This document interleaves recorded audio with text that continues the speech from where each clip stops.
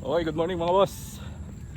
Jogging muna tayo, pakondisyon. Kasi kahapon Sabado, medyo grabe.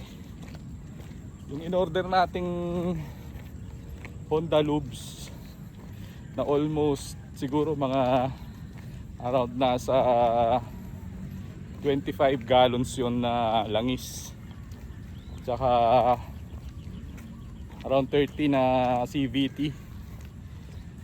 Halos paubos kahapon, 5 lang yung natira. So medyo napagod tayo. Sobrang stressful pero very ano naman siya, very rewarding and satisfying kasi nabigay naman natin yung tamang service dun sa mga kliyente natin. And ngayon, syempre, after nung pagod natin kahapon, kailangan natin magpakondisyon kasi baka magaya tayo dyan, oh. Ito mo yan. Yan. Pag hindi mo inalagaan yung katawan mo, ayan, oh, mapapaaga ka dyan, diba?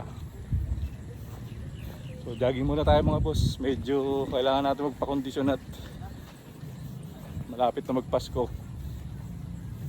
Kakain na naman tayo ng masasarap na luto. Kung ano yung magkakasya sa 500 pesos siguro. Kung ano mabili, baka fishball o ano, kikiam, siomay, mga ganun.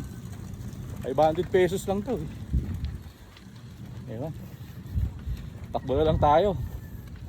Tapos pilitin nating mas maging maayos at mabuti yung buhay natin bawat araw. So yun, good day mga boss. Painatay mo. Nandiyan ka pa sa higaan mo. Napakaganda ng sikat ng araw. Sana ba yun? Yung araw. Basta nandiyan lang yung araw. Yun, hindi ko makita eh. Bumangon ka na dyan. Suotin mo na yung rubber shoes mo. Ako, nabigay na yung 13 month to. Yan o. Suot ko na. 13 month yan. Sheesh! Sarap itakbo. Tara na, takbo na tayo. Let's go. Pero punta ka dyan pagka hindi ka pa bumangon. Peace out.